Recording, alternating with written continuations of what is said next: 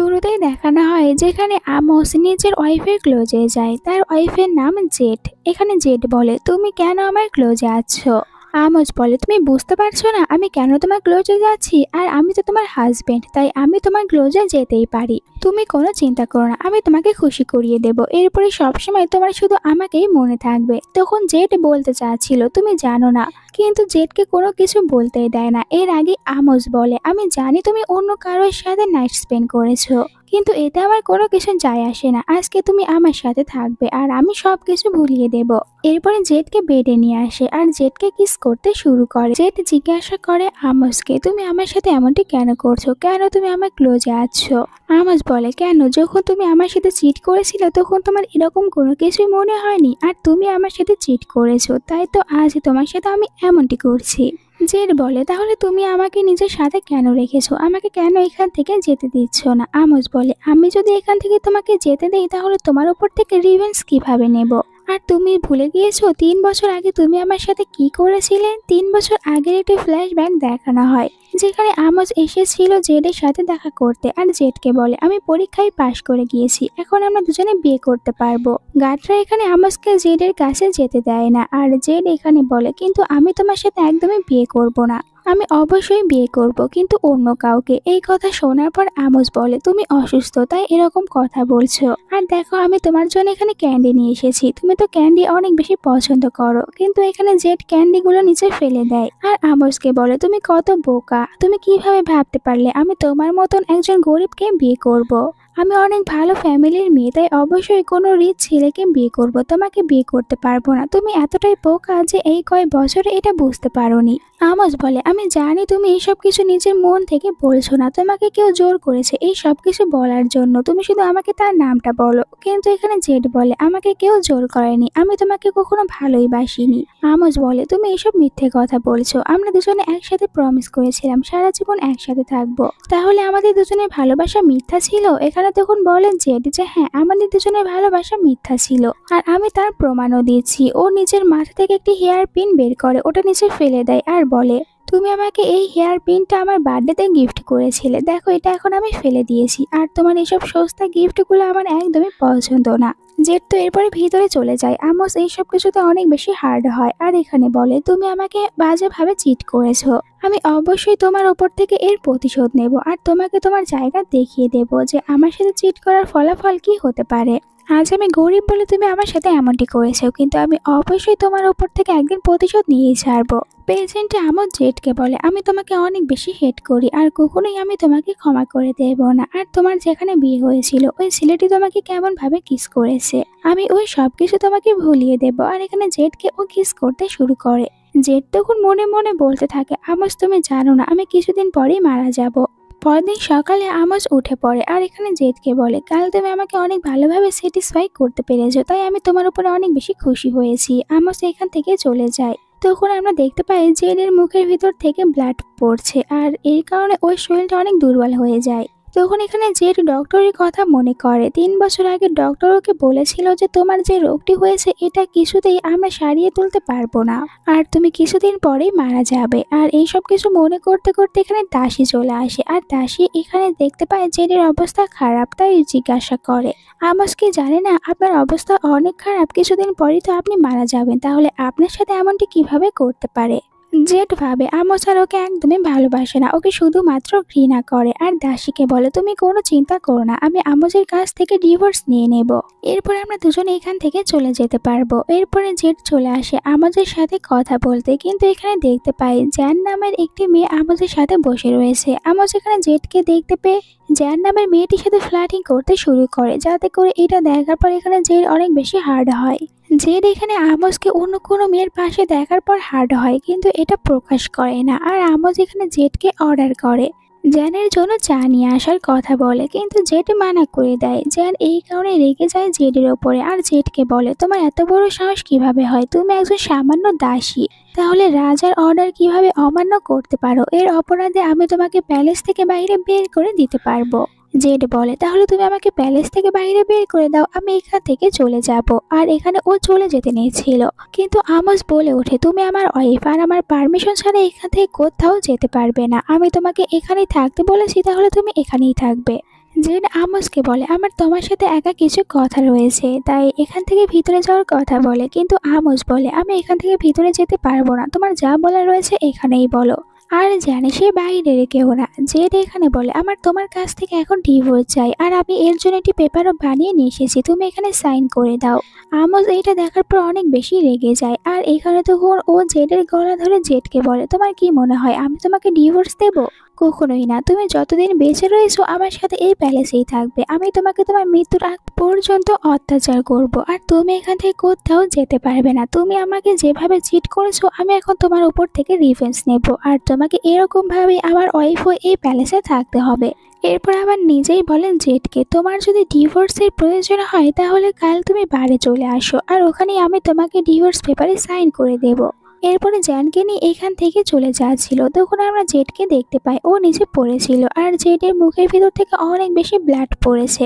জেডের ভয়ে চড়ার পর আমোস আবারও পিছনে ফিরে তাকাতে যাচ্ছিল, কিন্তু জ্যান ওকে পিছনে ফিরে তাকাতে দেয় না, আর বলে তুমি না আমাকে বলেছিলে আমাকে নিয়ে মার্কেট করতে যাবে, তাহলে চলো আমরা দুজনে একসাথে এখন বাজারে যাব।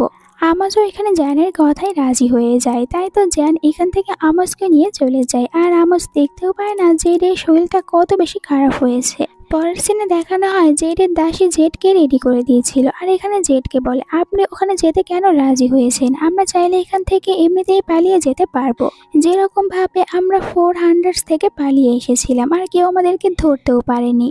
তাই আপনি কোনো চিন্তা করবেন না, আপনাকে ওখানে যেতে হবে না, আমরা এখান থেকে পালিয়ে যাব। কিন্তু জেড বলে আমি ভালোভাবেই জানি আমাদের শক্তি অনেক বেশি, আর আমরা যদি এখান থেকে পালিয়ে যাই তাহলে আমরা পৃথিবীর যে প্রান্তেই থাকি না কেন আমাদেরকে খুঁজে বের করতে পারবে, কারণ ওর কাছে অনেক বেশি পাওয়ার রয়েছে, আর 400 কাছে অত বেশি পাওয়ার ছিল না, তাই আমরা পালিয়ে যেতে পেরেছি। আর এখন আমাকে যদি ডিভোর্স নিতে হয় তাহলে অবশ্যই ওই বারে যেতে হবে, আর যেখানে আমাকে ডিভোর্স দেবে। তাই তুমি কোনো চিন্তা করো না, আজকে আমরা ওখানে যাওয়ার পর আমি ডিভোর্স পাবো, এরপর আমরা দুজনে এখান থেকে চলে যেতে পারবো। এরপরে জেড এখানে আবারও 3 বছর আগের একটি কথা মনে করে। জেডের মম জেডকে অনেক বেশি ফোর্স করেছিল অন্য কোথাও বিয়ে করার জন্য, আর বলেছিল জেডকে তুমি যদি ওখানে বিয়ে না করো তাহলে আমরা আমোসকে মেরে ফেলবো। আর আমোসকে বাঁচানোর জন্যই ওই দিন আমোসের সাথে এত বেশি বাজে ব্যবহার করেছিল জেড। কিন্তু আমোস এই সত্যিটা কখনোই জানতে পারেনি। জেড বলে চলো এখন আমরা ওখানে যাই, আমাদের সময় হয়ে গিয়েছে। অন্যদিকে আমরা দেখতে পাই আমোস আর জ্যান তারা দুজনে একসাথে এসেছে শপিং করতে। এখানে ওর একটি ব্রেসলেট অনেক বেশি পছন্দ হয়ে যায়, তাই এটা কিনে নেয়। আমোস ওকে বলে তোমার যা যা পছন্দ তুমি এখান থেকে নিতে পারো, আর আমার কিছু কাজ রয়েছে, আমাকে এখান থেকে যেতে হবে। তখনই জ্যানের এখানে থাকা একটি বক্সের উপরে নজর পড়ে, আর বলে ওই বক্সের ভিতরে কি আমার রয়েছে। তো এই দোকানের যে মালিক ছিল সে বলে কিন্তু আমরা আপনাকে বক্সটি দেখাতে পারবো না। তাই জ্যান এখানে আমোসকে জিজ্ঞাসা করে ওই বক্সের ভিতরে এমন কি জিনিস থাকতে পারে। আমোস বলে ওই বক্সের ভিতরে যে জিনিসটা রয়েছে ওটা কখনোই তোমার যোগ্য হতে পারবে না, তাই তুমি ওই বক্সের জিনিসটা নিও না, অন্য কিছু নাও। আর এরপরে আমোস এখান থেকে চলে যায়। আমোস চলে যাওয়ার পর জ্যান ওই দোকানদারকে বলে যে ওই বক্সটি আমাকে দেখাও, আমি দেখতে চাই। দোকানদার বলে কিন্তু এটা আমি আপনাকে দেখাতে পারবো না। জ্যান তখন দোকানদারকে অনেক বেশি হুমকি দিতে শুরু করে, তাই দোকানদার ওকে বক্সটি বের করে দেয়। আর জ্যান বক্সটি ওপেন করার পর বক্সের ভিতর থেকে একটি হেয়ারপিন দেখতে পায়, যেটা খুবই সস্তা ছিল। দাসী বলে এটা তো অনেক বেশি সস্তা, এটা দিয়ে আপনি কি করবেন, তার উপরে জং ধরে গিয়েছে। জ্যান বলে আপন যেহেতু এই হেয়ার পিনটি এই বক্সের ভিতরে এখানে যত্ন সহকারে রেখেছে, তাহলে এই সস্তা হেয়ার পিন তো অনেক বেশি কিমতি হবে আমোজের কাছে, তাই এটা এখন আমি নিজের কাছে রেখে দেব, আর এইটার মাধ্যমে আমোজকে আমার নিজের ক্লোজে নিয়ে আসবো। এরপরে ওই বাইরের সিন দেখানো হয় যেখানে আমোজ জেডকে আসতে বলেছে। এখানে একটি মেয়ে ডান্স করতে থাকে, আর বাকি ছেলেরা ওই মেয়েটির ডান্স দেখছিল। একটু পরে জেড চলে আসে নিজের দাসীর সাথে। এখানে জেডকে দেখার পর বাকি কিছু ছেলে বলতে শুরু করে এই মেয়েটাই হচ্ছে জেড, যে কিনা আমাদের রাজাকে ধোঁকা দিয়েছিল, আর এখন আমাদের রাজা অনেক বেশি পাওয়ারফুল হয়ে গিয়েছে, তাই আবারও আমাদের রাজার কাছে ফিরে এসেছে। এইসব শোনার পর দাসী ওদের উপর রেগে যায়, ওদেরকে কিছু বলতে চাচ্ছিল, কিন্তু জেড দাসীকে যেতে দেয় না, আর বলে কোনো কিছু বলো না, শুধু চুপ করে থাকো। এমনিতেও এখানে আমাকে আমোজ ডিভোর্স দেবে, আমরা দুজনে এখান থেকে চলে যেতে পারবো। তখনই ভিতরে আমোজ চলে আসে, সাথে জ্যানকে নিয়ে এসেছে। আর জ্যান এখানে আমোজের সাথে আসতে পেরে অনেক বেশি খুশি হয়েছে, কারণ আমোজ ওকে সবার সামনে এখানে অনেক ভালোভাবে ট্রিট করতে থাকে। জেড চলে যায় আমোসের কাছে আর আমোসকে বলে, তুমি আমাকে বলেছিলে এখানে আসার পর আমাকে ডিভোর্স পেপার দেবে, তাহলে এখন আমাকে তুমি ডিভোর্স দিয়ে দাও। কিন্তু আমোস বলে, আমি তোমাকে বলেছি তোমাকে ডিভোর্স দেবো, আমি তোমাকে কিছুতেই ডিভোর্স দেবো না। জেড বলে, আমার জানা মতে রাজা কখনোই নিজের কথার খিলাফ হয় না, তাহলে তুমি কেন বলছো আমাকে ডিভোর্স দেবে না? তুমি আমাকে ডিভোর্স দিতে চেয়েছো। আমোস বলে, এটা আমার ইচ্ছা, আমি তোমাকে ডিভোর্স দেবো কি দেবো না, এখন আমার ইচ্ছা করেছে, আমি তোমাকে ডিভোর্স দেবো না। আর তুমি ভাবলে কিভাবে যে তুমি আমার কাছ থেকে ডিভোর্স পেয়ে যাবে? তুমি কিছুতে আমার কাছ থেকে ডিভোর্স পাবে না। জেড বলে, তুমি যদি আমাকে ডিভোর্স না দাও তাহলে আমি। আমোস বলে, আচ্ছা তুমি তাহলে পালিয়ে যাবে, কোনো চিন্তা করো না, তুমি পালিয়ে যাওয়ার পরেও আমার সৈন্যরা গিয়ে তোমাকে আবারও এখানে নিয়ে আসবে, তুমি কোথাও যেতে পারবে না। আমোস বলে, আচ্ছা তুমি যেহেতু এত করে বলছো তাহলে আমি তোমাকে একটি চান্স দিতে পারি, তুমি এখানে আমাকে খুশি করার চেষ্টা করো, আর যদি তুমি এখানে আমাকে খুশি করতে পারো তাহলে আমি তোমাকে ডিভোর্স দেবো। তখন জেড বলে, আমি তোমাকে কিভাবে খুশি করতে পারবো? আচ্ছা এখানে যে মেয়েটি ডান্স করছে, আমি যদি ওই মেয়েটির জায়গায় ডান্স করি তাহলে তুমি কি খুশি হবে? আর তুমি যদি এতে খুশি হও তাহলে আমি এখানে সবার সামনে ডান্স করব। এইটা শোনার সাথে সাথে এখানে জ্যান চলে আসে আর বলে, তুমি তো এত ভালো একটি ফ্যামিলির মেয়ে, তুমি কিভাবে ওইসব মেয়েদের মতন করে ডান্স করতে পারবে? তুমি কিছুতেই ওইসব মেয়েদের মতন করে ডান্স করতে পারবে না, কারণ তোমার ফ্যামিলি অনেক ভালো আর তুমি কখনো ডান্স শেখোনি। জেড বলে, এটা তোমাকে চিন্তা করতে হবে না, কিন্তু এখানে আমোস আমাকে প্রমিস করুক, আমি যদি এখানে ভালোভাবে ডান্স করতে পারি আর যদি সবাই খুশি হয়ে যায় তাহলে ও আমাকে ডিভোর্স দেবে। আমোস বলে, ঠিক আছে তুমি ডান্স করতে পারো, কিন্তু মনে রেখো এখানে থাকা সবাইকে তোমার খুশি করতে হবে, আর তারা যতক্ষণ পর্যন্ত খুশি না হচ্ছে তোমাকে ডান্স করতেই হবে, তুমি তোমার ডান্স থামাতে পারবে না। তখন দাসী জেডকে বলে, আপনি কিভাবে এখানে ডান্স করতে পারেন? আপনার শরীর অনেক খারাপ, আপনি ডান্স করতে পারবেন না। কিন্তু এরপরও জেড বলে, আমি ডান্স করব আর এখানে সবাইকে খুশি করব, এরপর আমি তোমার কাছ থেকে ডিভোর্স নেব। আমোস বলে, তুমি আমার কথা মনে রেখো, সবাইকে খুশি করতে হবে, আর কেউ খুশি না হলে এখান থেকে তুমি যেতে পারবে না। এরপরে সবাইকে ভিতরে আসতে বলে ডান্স দেখার জন্য। জেড ডান্স করতে যাচ্ছিল, জ্যান চলে আসে আর জেডকে এখানে একটি সিকল দেখায়, বলে তুমি এটা নিজের পায়ে পরে নাও, কারণ ডান্স করতে করতে যদি তুমি পালিয়ে যাও তাহলে তো আমরা তোমাকে ধরতে পারবো না, তাই এটা পরে তুমি ডান্স করবে যাতে করে তুমি এখান থেকে পালিয়ে যেতে না পারো। আর জেড তখন ওই জিনিসটিও উঠিয়ে নেয় আর ডান্স করতে চলে যায়। যেটা দেখার পর এখানে আমোসের তো অনেকটাই বেশি রাগ হয়, আর ও এখানে অনেক বেশি রেগে যাচ্ছিল যে তোমার কাছে এত বেশি অপশন ছিল, কিন্তু এরপরও কেন তুমি এখানে সবার সামনে ডান্স করার অপশনটা বেছে নিয়েছো? এরপরও মনের উপরে পা ধরে রেখে চেয়ারে গিয়ে বসে পড়ে ডান্স দেখার জন্য। আর এখানে সবার সামনে জেড তখন ডান্স করতে থাকে পুরো একদম ওই মেয়েটির মতন করে। আর এখানে মনে মনে বলছিল, আমাকে সবার সামনে ডান্স করার পর তোমার যদি মনে হয় যে আমার উপর থেকে তুমি রিভেঞ্জ নিতে পারছো তাহলে এটাই ভালো।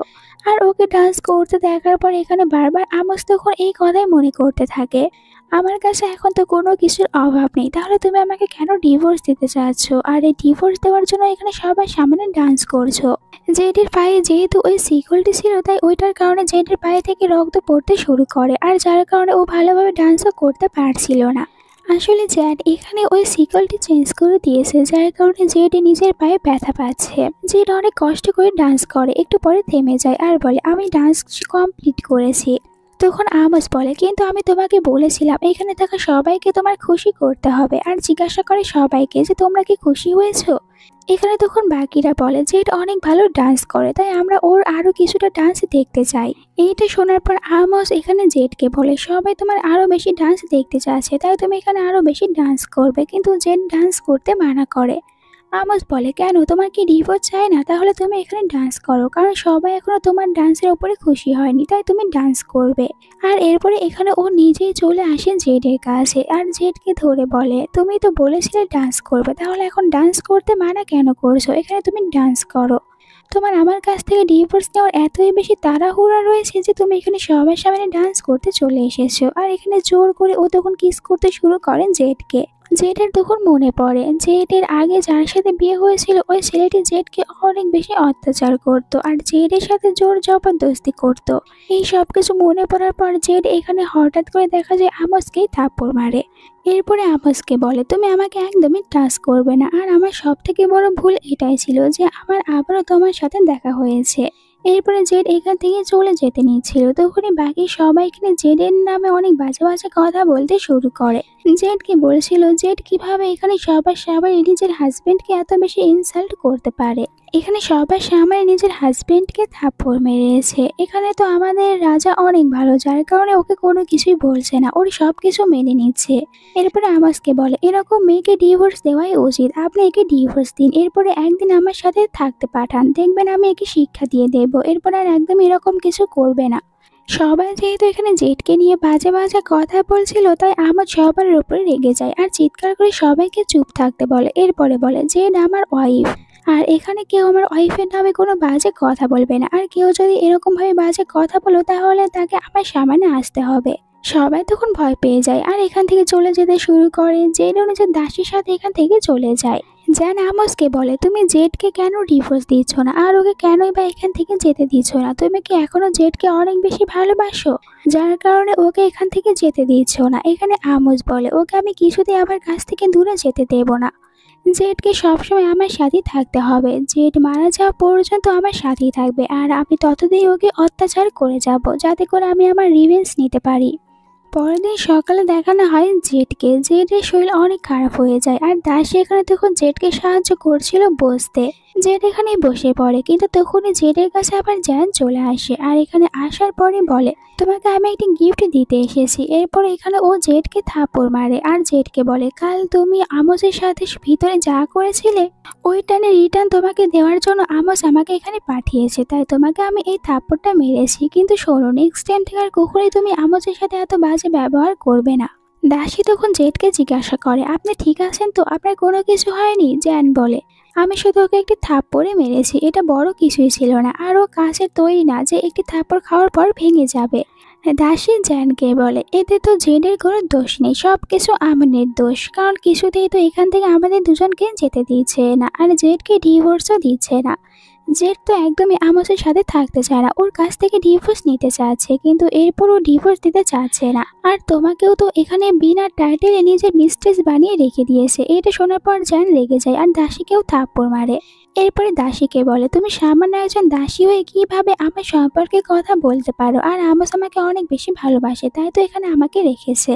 জেড জ্যানকে বলে ও আমার দাসী, আর আমার দাসীর সাথে তুমি এরকম বিহেভ করতে পারো না। এরপর এখানে জ্যানকে থাপ্পড় মারতে নিয়েছিল, কিন্তু জ্যান ওর হাতটি ধরে নেয়, কিন্তু জেড ওর আরেকটি হাত দিয়ে এখানে জ্যানকে থাপ্পড় মারে আর জ্যানকে বলে তুমি ভুলে যেও না আমার কাছে দুটি হাত রয়েছে, একটি হাত তুমি ধরে নেবে, অন্য হাত দিয়ে আমি তোমাকে থাপ্পড় মারবো। আর এটাই তো সত্যি কথা, আমার যদি তোমাকে এতই বেশি ভালোবাসে তাহলে আমাকে ডিভোর্স কেন দিচ্ছে না, কেন আমাকে এখান থেকে যেতে দিচ্ছে না, নিজের কাছেই রাখতে চাচ্ছে? এই সব কিছু তুমি আমজকে গিয়ে জিজ্ঞাসা করো, আর আমার তোমার সাথে কথা বলার কোনো ইচ্ছাও নেই। আর আমার দাসী কোনো মিথ্যে কথা বলেনি, যদি তোমাকে এতই ভালোবাসে তাহলে বিনা টাইটেলে তোমাকে মিস্ট্রেস কেন বানিয়ে রেখেছে? এই সব কিছু আমজকে গিয়ে জিজ্ঞাসা করো। জ্যান বলে তুমি জানো আমজ আমাকে কত বেশি ভালোবাসে? আর এখানে ওই হেয়ার পিনটি বের করে বলে যে দেখো এটা আমাকে আমজ গিফট করেছে। জ্যানের হাতে হেয়ার পিনটি দেখার পর জেড নিজের অতীতের কথা মনে করে। একদিন জেড আর আমজ তারা দুজনে গিয়েছিল শপিং করতে, যেখানে জেডের এই হেয়ার পিনটি পছন্দ হয়েছিল আর ও বলেছিল আমজকে এটা অনেক বেশি সুন্দর। আমজ বলেছিল এটা আমি তোমাকে কিনে দেব, কিন্তু এখানে দোকানদার বলে এই হেয়ার পিনটি প্রথমে অন্য কেউ কিনে নিয়েছে, তাই এটা আমি আপনাদের কাছে বিক্রি করতে পারবো না। আমজ বলে উনি যা টাকা দিয়েছে আমি তার থেকে ডাবল টাকা এখানে আপনাকে দেব। দোকানদার এটা শোনার পরে বলে ঠিক আছে, তাহলে তুমি এখানে আমাকে 10টা সিলভারের কয়েন দেবে। কিন্তু আমজের কাছে তখন এত বেশি টাকা ছিল না, তাই আমজ এইটা কিনতে পারছিল না। যে এটা দেখার পর এখানে জেড বলে এই হেয়ার পিনটি অতটাও সুন্দর না, তাই তোমার এটা কেনার কোনো দরকার নেই, আমরা অন্য কোনো জিনিস কিনে নেব। কিন্তু এরপরেও আমজ ওকে হেয়ার পিনটা কিনে দিয়েছিল আর জেডকে বলেছিল তুমি হচ্ছে এই পৃথিবীর সব থেকে সুন্দরী একটি মেয়ে, তাই তুমি এই পৃথিবীর সব থেকে সুন্দর সুন্দর জিনিসগুলো ডিজার্ভ করো, আর যেই সব কিছুগুলো আমি তোমাকে নিয়ে এসে দেবো। আর আমি যখন এরপরে অনেকটাই বেশি ধনী হয়ে যাব তখন তোমাকে আরো সব দামি দামি জিনিসগুলো এভাবেই গিফট করব। আর আমি তোমার জন্য ক্যান্ডিও নিয়ে এসেছি, কারণ তুমি ক্যান্ডি খেতে পছন্দ করো। আমজ তখন ওই হেয়ার পিনটা অনেকটাই বেশি কষ্ট করে কিনে নিয়ে এসে দিয়েছিল জেডকে, কিন্তু জেড তো আমজকে যেই দিন হার্ট করেছিল ওই দিন হেয়ার পিনটাও খুলে ফেলে দিয়েছিল। আর এখন হেয়ার পিনটি দেখার পর জেড মনে মনে বলতে থাকে তুমি আমাকে এখন এতটাই বেশি ভালোবাসো যে এই হেয়ার পিনটা নিজের সাথে রেখে দিয়েছো। এরপরে জেড জ্যানকে বলে তুমি কি জানো এই হেয়ার পিনটি আমি ওই দিন রাতে আমানের মুখের উপরে ফেলে দিয়েছিলাম। এই কথাটি জানার পর এখানে তখন জ্যান মনে মনে ভাবতে থাকে এমন তো নয় আমানের প্রথম ভালোবাসা ছিল জ্যান, আর তখন এখানে দেখতে পায় জ্যান আমাস এদিকেই আছে। আর যখন ও আমাসকে দেখতে পায় তখন একটি প্ল্যান বানায় আর নিজে ইচ্ছা করে এখানে জেটকে নিয়ে পানির ভিতরে ঝাঁপ দেয়। তারা দুজনে এখানে সাঁতার জানতো না, আমাস এটা দেখতে পায় আর তাড়াতাড়ি করে চলে আসে এখানে জেটকে বাঁচানোর জন্য। কিন্তু জ্যানের দাসী এখানে আমাসকে বলে জ্যান একদমই সাঁতার কাটতে পারে না, তাই আপনি তাড়াতাড়ি জ্যানকে বাঁচিয়ে নিন। আর এখানে জেডের দাসীও বলতে থাকে জেড সাঁতার পায় না, তাই আপনি জেডকে বাঁচিয়ে নিন। আর জেড অনেকটাই বেশি অসুস্থ, আমান বুঝতেই পারে না ও কাকে বাঁচাবে। তার ওপরে এখানে জ্যানের দাসী বলে আপনি তো জানেনই জ্যান হচ্ছে লর্ডের মেয়ে, আর যদি জ্যানের কিছু হয়ে যায় তাহলে এর পুরো ইফেক্ট আপনার উপরে পড়ে যাবে।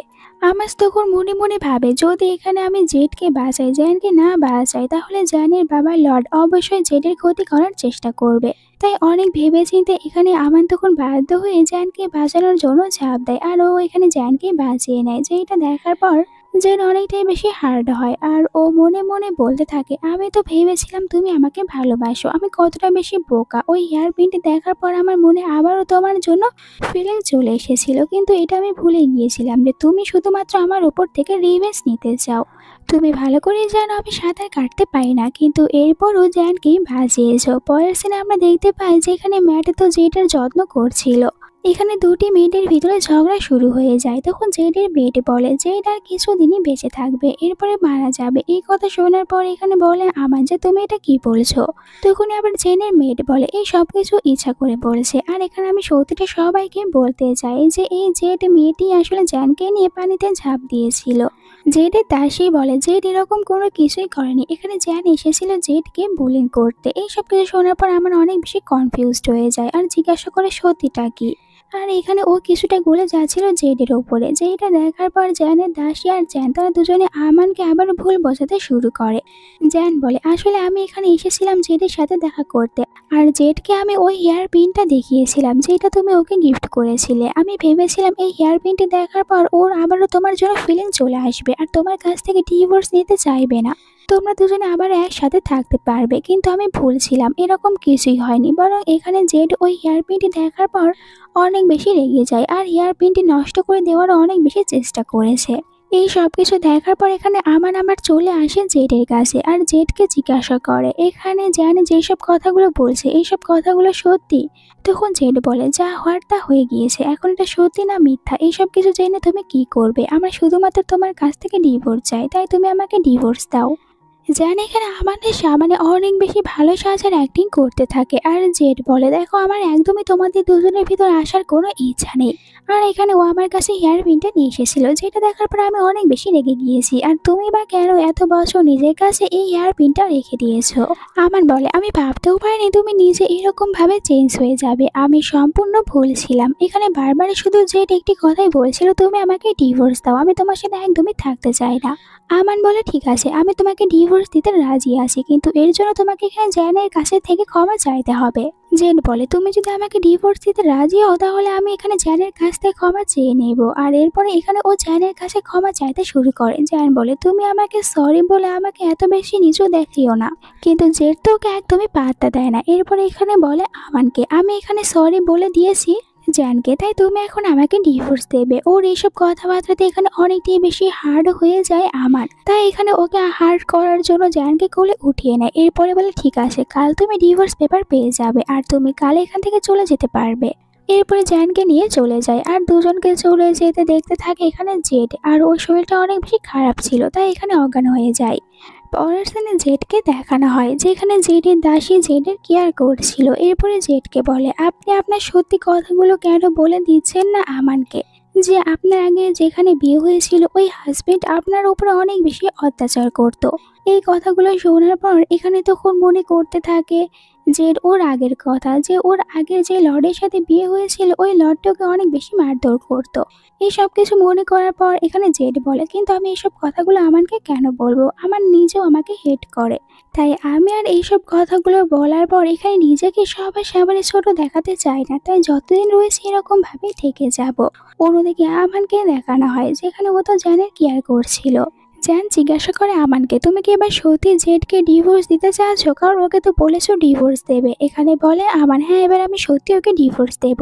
এই কথা জানার পর জ্যান এখানে ইচ্ছা করে আমানের এই পোশাকের উপরে নিজের লিপসের দাগ লাগিয়ে দেয়। আমান এটা বুঝতেও পারে না, জ্যানকে রেস্ট করতে বলে চলে যায়। এরপরে আমান ওখান থেকে চলে আসে জেডের সাথে দেখা করতে। ও দেখতে পায় জেড ঘুমিয়ে রয়েছে, তাই এখানে জেডকে বলতে থাকে, আমি তোমাকে এখনো অনেক বেশি ভালোবাসি, কিন্তু তুমি বারবার আমার কাছ থেকে ডিভোর্স নিতে চাচ্ছ। তুমি আমার সাথে চিট করার পর আমি অনেকটাই বেশি কষ্ট করার পর আজ এই জায়গায় আসতে পেরেছি, একজন জেনারেল হতে পেরেছি, কিন্তু এখনো তুমি আমার সাথে থাকতে চাচ্ছ না, বারবার আমাকে হার্ট করে যাচ্ছ। তখন এখানে জেড ও ঘুমের ভিতরে বলতে শুরু করে যে আমার এসব মেডিসিনের টেস্টগুলো একদমই ভালো লাগছে না, তুমি আমার জন্য ক্যান্ডি নিয়ে আসো। আমান এই কথা শোনার সাথে সাথে অনেক বেশি খুশি হয়ে যায় আর নিজের কাছ থেকে ক্যান্ডি বের করে এখানে দিতে থাকে জেডকে বলে, দেখো আমি তোমার জন্য অনেক টেস্টি টেস্টি ক্যান্ডি নিয়ে এসেছি, তুমি এগুলো খেতে পারো, এগুলো তোমার ভালো লাগবে। আর জেডকে বলে, আমি জানি তুমি আমাকে ভালোবাসো, এখন কখনোই আর আমাকে ছেড়ে চলে যেও না। তখনই জেডের ঘুম ভেঙে যায় আর জিজ্ঞাসা করে যে কেন আমি তোমাকে ছেড়ে চলে যাব না। এতে আমান বলে, কারণ আমি তোমাকে ভালোবাসি, আমরা দুজনে কি আমাদের অতীতের সব কথা ভুলে গিয়ে আবারও এক হয়ে যেতে পারি না আর হ্যাপিতে থাকতে পারি না। জেড তখন এখানে আমানের পোশাকের উপরে লিপস্টিকের দাগ দেখতে পায় যেটা জ্যান লাগিয়ে দিয়েছে, আর এটা দেখার পর ও বলে যে এমনটা কিছুতেই হবে না, কারণ আমাদের দুজনের ভিতরে অনেক দূরত্ব চলে এসেছে যেটা কখনোই মিটবে না। আর এখানে 1 বছর আগের কথা ও বলতে শুরু করে। 1 বছর আগে জেড ও যখন 4th জেনারেলের বাসা থেকে পালিয়ে গিয়েছিল তখন অনেক গার্ডরা এসেছিল ওকে মারার জন্য, আর তখনই ওখানে চলে এসেছিল আমানকে দেখার পর জেড অনেক খুশি হয়েছিল, আমান ওকে বাঁচিয়ে নিয়েছিল আর আমান ওকে বলেছিল বিয়ে করার কথা। জেড খুশি খুশি হ্যাঁ বলেছিল আর বলে আমার তোমাকে অনেক কিছু বলার রয়েছে। এখানে আমান বলে, বিয়ের পর আমি তোমার সব কথা শুনবো। এরপরে তাদের বিয়ের সিনটা দেখানো হয়। জেড যখন ওই জায়গায় চলে আসে তখন তো এখানে আমান ছিল না, বরং আমানের জায়গায় 2টি মুরগি ছিল আর ওর মুরগির সাথে জোর করে বিয়ে দেওয়া হয়েছিল। এই সব কিছু মনে করার পর জেড এখানে আমানকে বলে, তুমি কি জানো তুমি পুরো ডগের মতন, তোমাকে যে কেউ নিজের ইচ্ছা মতন ইউজ করতে পারে, তোমাকে ইউজ করা অনেক বেশি সহজ। তুমি 3 বছর আগে অনেকটাই বেশি স্টুপিড ছিলে আর এখনো অনেকটাই বেশি স্টুপিড রয়ে গিয়েছো। আমান এইসব কিছুতে অনেক রেগে যায় আর বলে, তুমি দ্বিতীয়বারের মতন আমাকে হার্ট করেছো। এইবার তো আমি ভেবেছিলাম যে তুমি ঘুমের ভিতরে যেহেতু বলছো তাহলে আমাকে একটু লাইক করো, বাট আমি ভুল ছিলাম। জেড বলে, আমি কখনই তোমার সাথে থাকতে চাই না, আর তুমি যত তাড়াতাড়ি পারো আমাকে ডিভোর্স দাও, আমার তোমার সাথে থাকার কোনো ইচ্ছাও নেই। আমান বলে, তুমি কোনো চিন্তা করো না, আর আমি তোমাকে নিজের সাথেও রাখবো না, কারণ আমি তোমাকে রাখতে রাখতে এখন নিজেই হাঁপিয়ে গিয়েছি, তাই আমি তোমাকে খুব তাড়াতাড়ি ডিভোর্স দেবো, এমনকি আমি তোমাকে আজকেই ডিভোর্স পেপারে সাইন করে দেব। আর ও চলে যায় ডিভোর্স পেপারটি বের করার জন্য। তখন ওখানে একটি লেটার দেখতে পায়, আর যে লেটারে জেডের শেষ ইচ্ছা সম্পর্কে লেখা ছিল। এইটা দেখার পর অনেকটাই অবাক হয়ে যায় আমান, কোনো কিছু বুঝতে পারে না কেন জেড নিজের শেষ ইচ্ছা চিঠির ভিতরে লিখে রেখেছে। তখন এখানে জেডের দাসীর বলা কথাগুলো মনে পড়ে, জেড আর কিছুদিনই বেঁচে থাকবে, এরপরে মারা যাবে। এই সব কিছু মনে করার পর চলে আসে জেডের কাছে আর জেডকে জিজ্ঞাসা করতে থাকে যে জেডের কি হয়েছে, আর জেড এতদিন পর্যন্ত আমানের কাছ থেকে কি লুকিয়ে রেখেছে। সব কিছু এখানে জেডকে বলতে বলছিল, কিন্তু জেড বলে, এখন আর আমি তোমাকে কোনো কিছুই বলবো না, আর এই সব কিছু আমার নিজের ম্যাটার, তাই আমি তোমাকে আরো বলবো না। আমান ওকে কোলে উঠিয়ে নেয় আর বলে, আমি তোমাকে ডক্টরের কাছে নিয়ে যাব, তোমার চেক আপ করাবো, আমি জানতে চাই তোমার কি হয়েছে, তুমি কেন তোমার শেষ ইচ্ছা চিঠির মাধ্যমে লিখে রেখেছো। আর যাই হয়ে যাক, এই জীবনে আমি তোমাকে আমার কাছ থেকে দূরে যেতে দেব না। কিন্তু তখন এখানে জ্যানের দাসী চলে আসে আর এখানে বলতে থাকে আমানকে জ্যানের অনেক বেশি শরীর খারাপ আর জ্যানের ফিভার অনেক বেশি বেড়ে গিয়েছে, তাই জ্যানের এখন আপনার প্রয়োজন রয়েছে আর জ্যান আপনার সাথে দেখা করতে চাচ্ছে। কিন্তু এখানে আমান বলে, আমার ওয়াইফের শরীর অনেক বেশি খারাপ, তাই আমি এখন জ্যানের কাছে যেতে পারবো না, আমার ওয়াইফকে নিয়ে আমি ডক্টরের কাছে যাব। এই কথা শোনার পর জেড অনেক বেশি খুশি হয়ে যায় আর বলে, এই প্রথম তুমি আমাকে জ্যানের উপরে রেখেছো আর আমার কেয়ার করছো। আমান এখান থেকে যেতে নিয়েছিল, কিন্তু জ্যানের দাসী আমানের পায়ে পড়ে যায় আর বলে, আপনি প্লিজ জ্যানের সাথে দেখা করতে যান, কারণ জ্যানের শরীর অনেক খারাপ, আর জ্যানের যদি এখানে কিছু হয়ে যায় তাহলে জ্যানের বাবা লর্ড আপনাকে কিছুতেই ছেড়ে দেবে না আর আপনার অনেক বেশি ক্ষতি হয়ে যাবে, তাই প্লিজ একবার জ্যানের সাথে গিয়ে দেখা করুন। এই সব কিছু শোনার পর আমান তখন এখানে জেডকে বসিয়ে দেয় আর জেডকে বলে আমি একটু পরে ফিরে আসবো, তুমি কোথাও যাবে না, এরপর আমি তোমাকে ডক্টর দেখানোর জন্য নিয়ে যাব। আমান এখান থেকে চলে যায়। জেড তখন মনে মনে বলতে থাকে কয়েক সেকেন্ডের জন্য আমি ভুল বুঝে নিয়েছিলাম যে আমি সবার উপরে, কিন্তু আবারও প্রমাণ করে দিলে জ্যান আমার থেকেও বেশি ইম্পর্টেন্ট। আর একটু পরে ও অজ্ঞান হয়ে পড়ে যায়। অন্যদিকে আমরা জ্যানের বাবা লর্ডকে দেখতে পাই, এখানে জ্যানকে দেখতে এসেছে। যখন আমানকে দেখতে পায় তখন আমানের ওপরে রুড হয়ে বলতে থাকে আজ তোমার ওয়াইফের কারণে আমার মেয়ের এরকম অবস্থা হয়েছে। তোমার ওয়াইফের জন্য আমার মেয়ের যদি কোনো ক্ষতি হয় তাহলে আমি তোমাকে কিছুতেই ছাড়বো না। এখানে আমান তখন ওনার কাছে ক্ষমা চায় যে আমার ওয়াইফের পক্ষ থেকে আপনার কাছ থেকে ক্ষমা চাইছি, আর এমনিতেও কাল আমি ওকে ডিভোর্স দিয়ে দেবো, এরপরে আমার আর ওর ভিতরে কোনো সম্পর্ক থাকবে না। এই কথা জানার পর এখানে লর্ড অনেক বেশি খুশি হয়ে যায় আর বলে ফাইনালি তুমি তাহলে একটি ভালো কাজ করতে নিচ্ছ, আর তুমি যখন তোমার ওয়াইফকে ডিভোর্স দেবে এরপরে আমার মেয়ের সাথে তোমার বিয়ে দেবো। কিন্তু এখানে আমান বলে আমি আমার ওয়াইফকে ডিভোর্স দেওয়ার পর আর কোনো মেয়েকে বিয়ে করব না, আর আমি জ্যানকে সবসময় আমার সিস্টারের মতন করে দেখেছি, তাই আমি ওকে বিয়ে করতে পারবো না। জ্যান এটা শোনার পর নিজের বাবাকে বলে আপনার কোনো চিন্তা করতে হবে না, আমার কোনো টাইটেলের প্রয়োজন নেই, আমি শুধুমাত্র এখানে আমানের সাথে থাকতে চাই, আর আমান আমাকে নিজের সাথে যেভাবে রাখবে আমি ওই রকমভাবেই থাকতে হ্যাপি রয়েছি। জ্যান এখানে বিনা টাইটেলে থাকতেও রাজি হয়ে গিয়েছিল, কিন্তু তখনই ভিতরে একজন সৈনিক চলে আসে আর এখানে তখন জানায় আমানকে জেড অজ্ঞান হয়ে পড়ে গিয়েছে, আর জেডের দাসী এখন জেডকে নিয়ে হসপিটালে গিয়েছে। এই কথা জানার পর আমান সাথে সাথে এখান থেকে চলে যায় আর জ্যান নিজের বাবাকে বলে এখান থেকে চলে যাওয়ার জন্য। এরপরে জ্যান এখানে নিজের দাসীকে বলে আমি কিছুতেই জেড আর আমান তাদের দুজনকে আবারও এক হতে দেব না, আমি দুজনকে আলাদা করব। এখানে এই ড্রামাটার ফার্স্ট পার্ট শেষ হয়ে যায়। তোমাদের কাছে এই ড্রামাটা কেমন লেগেছে কমেন্ট করে বলো। আর যদি ড্রামাটার লাস্ট পার্ট তাড়াতাড়ি দেখতে চাও তাহলে ভিডিওতে বেশি করে লাইক দাও আর শেয়ার করে দাও, চ্যানেলটিকে সাবস্ক্রাইব করে নাও। Bye bye.